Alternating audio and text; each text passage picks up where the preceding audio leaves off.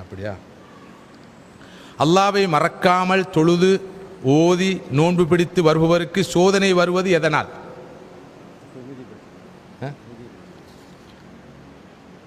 அது அடுத்த கேள்வி. சோதனை வருவது எதனால்? வாழ்க்கையின் யதார்த்தத்தை தெளிவாக புரிந்து கொள்ள வேண்டும். அல்லாஹ் சொல்கிறான், அல்லதி ஹலக்கல் மௌத்த வல் ஹயாத்த லியபுலுவக்கும் ஐயுக்கும் அஹ்சனு அமலா.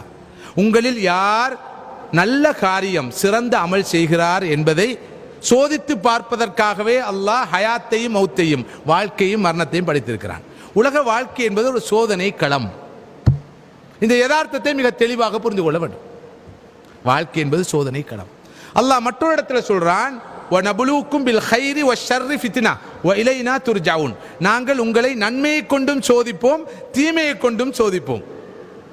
இங்கு ரொம்ப சுவாரஸ்யமான விஷயம் என்னவென்றால், பலர் சோதனை என்றால் என்ன நினைக்கிறார்கள்?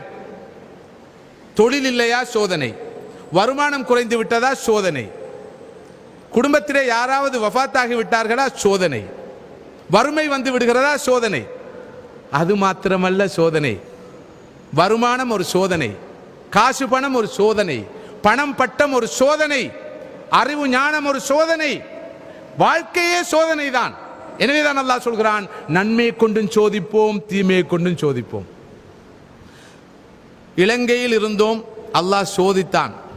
சிங்கப்பூரில் நல்ல ஒரு தொழிலை தந்து அல்லாஹ் சோதனையை நீக்கிவிட்டான். இல்லை, இலங்கையில் இருக்கிற போது அல்லாஹ் பொருளாதார நெருக்கடியை வைத்து சோதித்தான்.